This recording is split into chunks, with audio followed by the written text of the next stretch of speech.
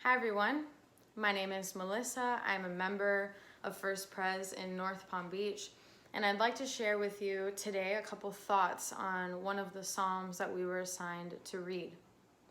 When I think of the book of Psalms, the first thing that comes to mind is a hymnal. Why? Well, the Psalms were originally songs that the ancient Israelite people sang. Only later did they read them the way that we read them.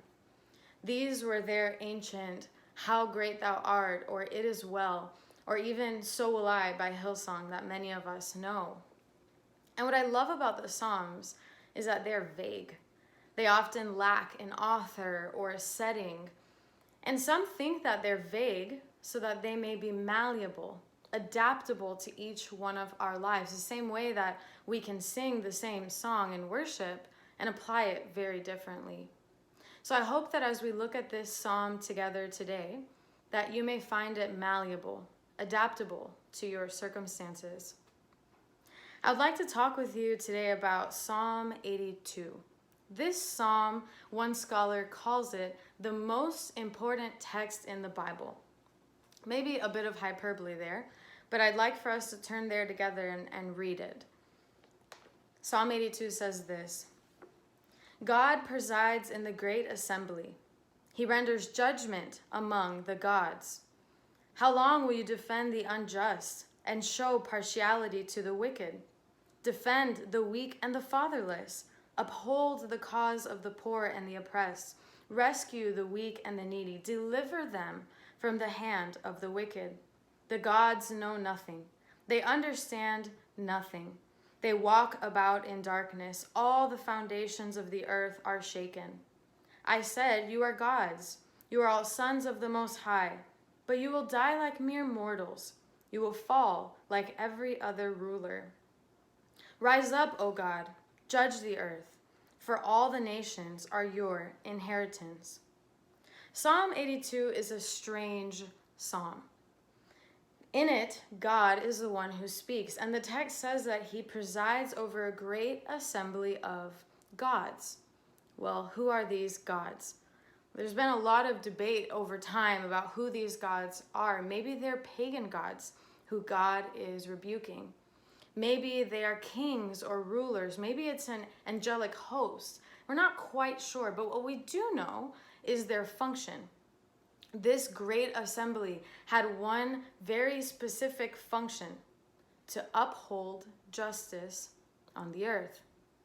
And they failed. And here we have God's rebuke of this assembly, where he cries out to them, how long will you defend the unjust? Defend the weak and fatherless. Uphold the cause of the poor. Rescue the weak and the needy. Deliver them. God rebukes those who have failed to keep justice. Now, justice is a central theme in the Psalms. Paul Westermeyer says this: anybody who knows the Psalms at all knows that they are saturated with justice. Justice is on every page of the Psalter. Justice is sung throughout the Psalms. And as God speaks about justice here, we learn something very important: who he is. We learn what it means to be God, the true God, the sovereign God, the one and only Lord. It means to be just. See, defending, rescuing, upholding, and delivering are key elements of God's character. Without it, he wouldn't be God. See, justice is not a hobby that God does. It is essential to who he is. And it leads me to wonder, if justice, if defending and rescuing and delivering and upholding are essential to who God is, then ought they be essential to who we are? Shouldn't justice be intimately linked with our identity as followers of Jesus, as disciples of the Messiah? So I think that there are two ways that we live into this identity that this psalm brings up. The first is that we cry out. Look at verse 8. the psalmist then speaks and says, "Rise up, O God, judge the earth, for all the nations are your inheritance." I love that line.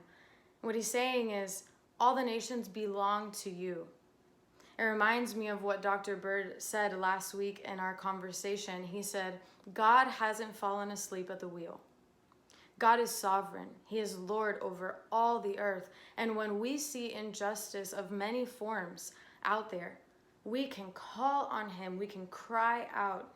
We can say the same thing. How long? How long will these injustices happen? We can mourn and grieve because God sits on the throne, because all nations belong to him. The second thing that I see the psalm challenging me with and us with is a call to act. We have very specific verbs here: defend, uphold, rescue, deliver. Justice is not a passive thing that we watch. It's something that we do, that God calls us to do, so that we may not be like these other people in the assembly that know nothing, understand nothing. They walk in darkness. The foundations of the earth, the order that God put into place is shaken. God is calling us to be people of light who understand godly wisdom, who don't walk in darkness, and who maintain his order. One scholar says that this psalm is worrisome, and he hopes that it is worrisome enough to rouse us out of our complacency. As I read this psalm, I ask myself, who am I defending? Who am I upholding, rescuing, or delivering? How might I speak, and how might I act? I pray that you would reflect on the same things as we go this week. Amen.